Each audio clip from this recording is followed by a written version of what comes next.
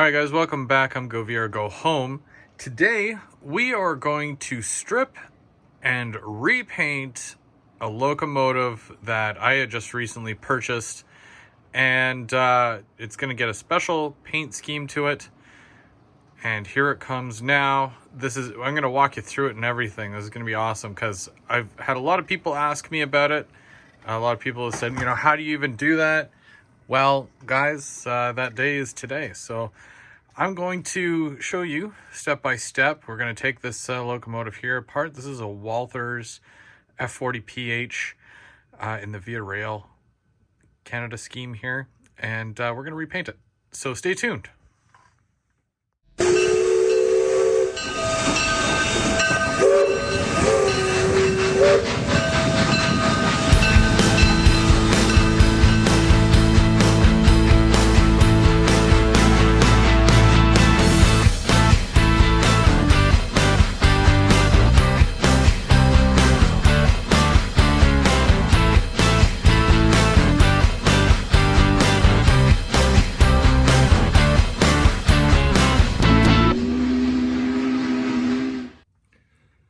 Okay, so I'm going to show you a couple of things here that you're going to need if you want to do this project yourself.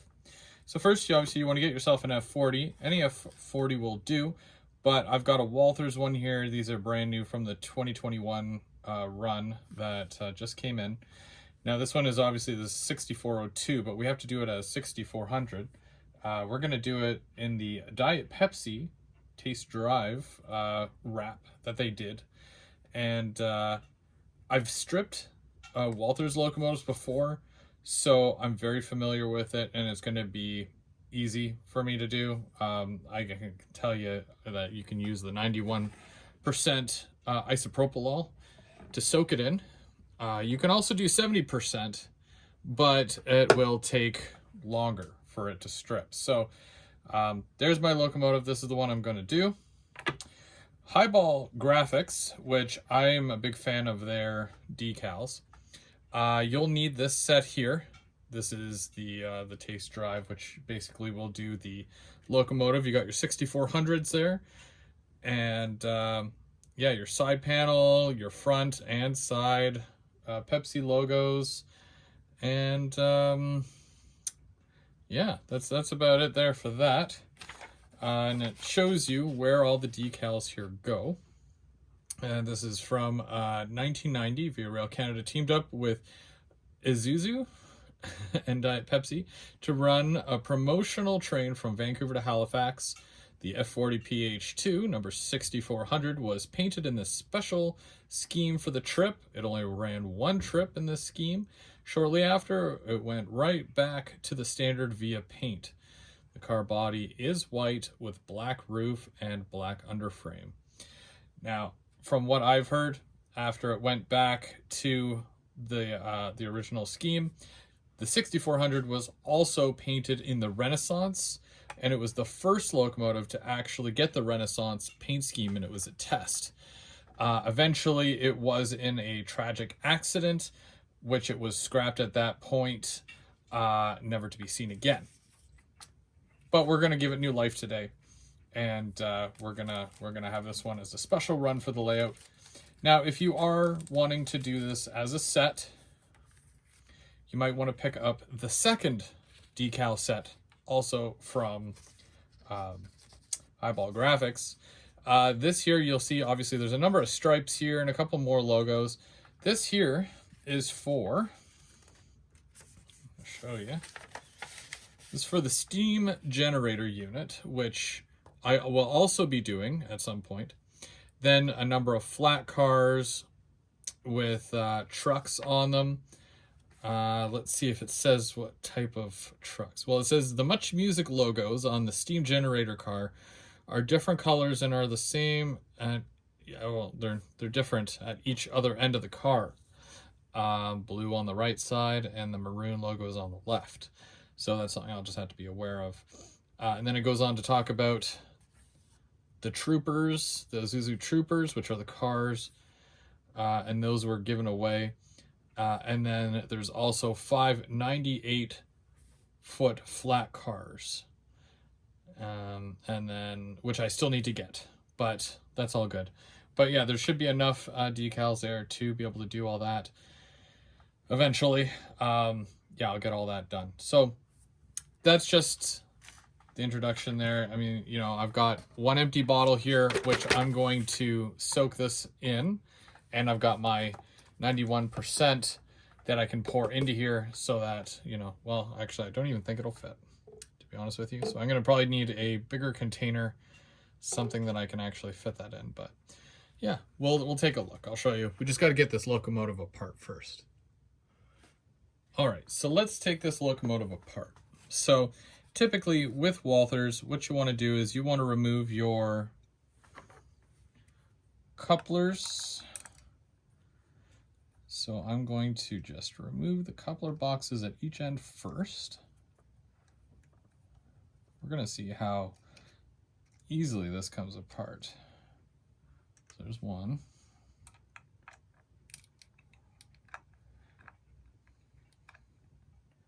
Now I did have to glue the pilot back on at the front end here because it was much too low. So hopefully the glue has not interfered with this at all, and that coupler box will come off easily.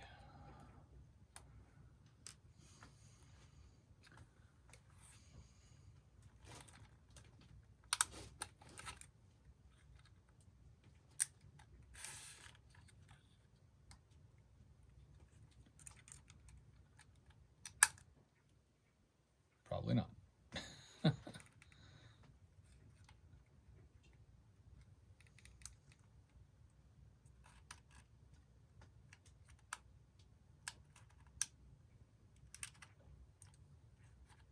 There we go. And then that should just slide out. Okay, perfect. So there you go. So there's those. So now there is also 4 screws. 1, 2, 3, 4. They're in each corner here. There's also a couple of screws here, but I believe that holds down the motor inside, the traction motor. So I'm going to remove all 4 of these screws, and we're going to see if it actually comes off fairly easily.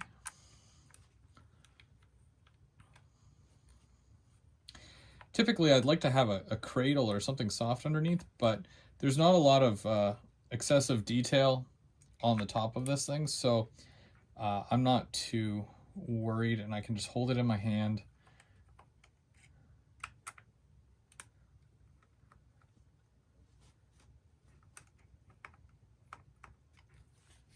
Let's see if any of these screws fall out. 1, 2, 3, 4.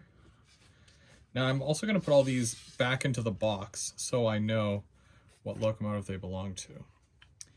And we've got the shell. It's kind of lifting off here. There we go. Perfect. So nothing is actually attached to the shell. You've got your rear lights, headlights, your speakers right here, your soundboard, which I'm pretty sure will, yeah, that can come off if you want to, but everything else we can just kind of leave for now, which is great. I'm going to take a look at that and see if there's any way that we can add more lighting to this, because that would be neat as well. Okay, so now with the shell here, the next thing you want to do is you want to take out all the little windows, all the little pieces of plastic, clear plastic, because when you paint it, if you cover over the clear plastic, then you're not going to have no, you know, light shining through there. Same with the windows. I mean, you could tape them up if you want, but, you know, we're going to take extra care here.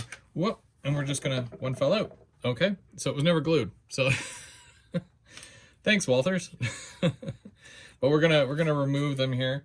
It's gonna take probably about a minute. They're usually, if that one was not glued in the best way, then I'm pretty sure that these ones, yep, see that one, ooh, another one fell right out here. So these are just more parts that you're gonna want to set aside. And then you want your headlights. And your front windshield. Got to be careful not to damage it, because it will need to go back in. You're still going to use it.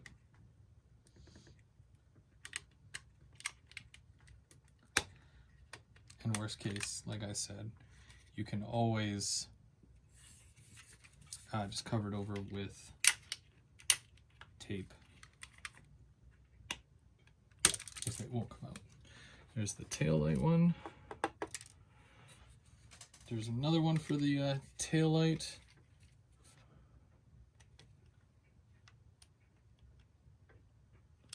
I don't know how much of this you can actually see, but working our way out of here.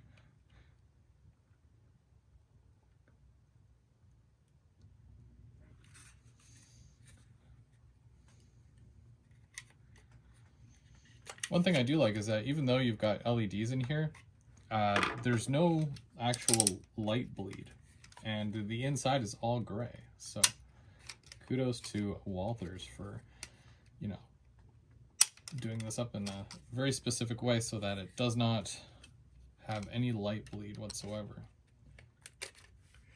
All right, so now that all the clear plastic is off, what we got to do is we got to find a container that this can sit in, and then I'm going to fill it with isopropyl so it's completely submerged, and then I'm going to let it sit for a while, and I'm going to show you that process here. I'm going to at least let it sit for 24 hours, and then I'm going to take a bit of a rough toothbrush, and I'm just going to start brushing away all this decal and the numbers and the number board and the front panel there, just because you want it to be completely clean, so that when you repaint it, also because it's being painted in white, which might be, you know, tough to cover the yellow, but we'll do our best to remove what we can, and then that way we have a clean slate to work with. Okay, so there you have it. It's fully submerged in the rubbing alcohol. So we're gonna come back in about 24 hours, and I'm gonna have a little toothbrush with me, and I'm going to kind of try to scrape away what I can here. Okay, so I just wanted to show you guys real quick. These went in at about 12:30 yesterday afternoon. Last night, as of 9:30, I just went to go check on them just to see how they were doing. And I did check on them periodically throughout the day. Within a few hours, I want to say at least 3-4 hours, the numbers had just fallen off the sides of this one. And like part of the word Canada that was on the front, that fell off. Just the thinner, I guess, decals, they just fell off. So there really wasn't much to that. As for the rest of it, so last night at about 9:30, so 9 hours after putting it in, I just took a toothbrush and I just started, you know, brushing away, and it all came off rather quickly. I didn't get to document it because I didn't think it was going to be that quick. From what I remember, it took a heck of a lot longer than 9 hours, but I think I might have been using 70% as opposed to the 91% or 92% that I've been using. I even did this one here. This is an SD40-2. This is going to get repainted, and you can kind of see what it did look like. Most of the yellow's off. The number boards, I mean, the numbers never came off, so that's kind of odd. I thought it was odd anyways, but that'll get painted over, so not a huge deal. And yeah, most of that yellow came off, but it's all gonna get painted over. It's basically just to rough it up a little bit so that when you do the prime over it, you won't really see a bright yellow, or you won't see the O&R lettering on the side there. So that is what it is. But yeah, for this one here, definitely like got most of it off. Like I said, most of it fell off. So it should be good for priming and painting. One thing I do need to mention is that when you do use the alcohol, you want to make sure that you want to use soap and water afterwards. You want to give it a good rinse off and cleaning, so that there's no alcohol substance left on there. I've already done that, and I let them air dry overnight. They're good to go. They're ready for the paint shop. So this has been part one, basically just showing you what I'm doing, what I'm up to. And I do believe that my friend Perry from Trains by Perry, I'll put a link to his channel in the description here. He usually joins me Sundays for the Sunday brunch kit build. He's gonna paint these for me. He does a stand-up job. I don't totally trust myself. I just want them to be done really well. So he's going to paint and decal. He wants to decal it as well. So I'm like, why not? If you want, go ahead, have at it. And this one here, this other one is a special project as well. There is a ghost unit that Ontario Northline has. It's an SD40-2. And it's all white. So it's gonna be a very, very easy job, more or less. And I just gotta get numbers for it. But this one's gonna be Diet Pepsi. And yeah, that'll be fun. So stay tuned. I will post an update, and I'm sure you'll see Perry working on it if you watch our Sunday brunch kit builds. I just gotta get these over to him, and then he'll be able to have at it.